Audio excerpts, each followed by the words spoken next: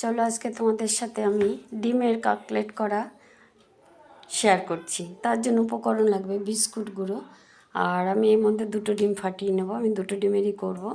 তার মধ্যে আমি গোলমরিচ নিয়ে নিয়েছি, একটু বেশি করে নিয়েছি একটু ঝালের জন্য, আর পরিমাণ মতন নুন নিয়ে নিয়েছি, আর হাফ চামচি মতন, হাফ চামচিরও কম আমি শুকনো লঙ্কার গুঁড়ো নিয়েছি। এবার আমি 2টো ডিম ফাটিয়ে এর মধ্যে ভালো করে ফেটিয়ে নেব। আমি 2টো ডিম ফেটিয়ে নিয়েছি, এবার ভালো করে আমি এটাকে ফেটিয়ে নেব। আমি এবার ডিমটাকে ফেটিয়ে নিয়েছি, এবার আমি মামলেট করে নেব।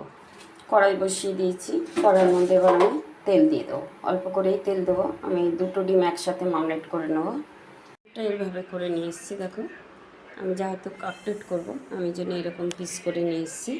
এবার আমি আর একটু শুকনো লঙ্কার গুঁড়ো দিয়ে নুন দিয়ে নিয়েছি। এবার আমি আর একটা ডিম এর মধ্যে ফাটিয়ে নেব।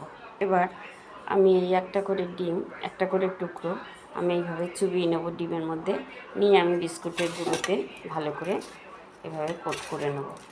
আমি একবারই করব, তোমরা চাইলে দুবার করতে পারো। আমি এইভাবে করে সবগুলো এইভাবে করে নেব। আমার পুরো কোট করা হয়ে গেছে, এবার আমি ভেজে নেব।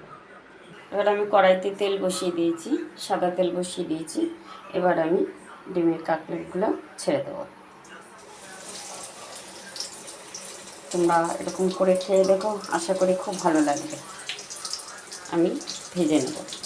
সুন্দর ভাজা হয়ে গেছে দেখো, এবার আমি তুলে নেব। আমার কাটলেট পুরো ভাজা হয়ে গেছে। তোমাদের কেমন লাগলো তোমরা কমেন্ট করো, আমার চ্যানেলটাকে সাবস্ক্রাইব করো, লাইক করো, শেয়ার করো। আবার নতুন কিছু নিয়ে আসবো আবার।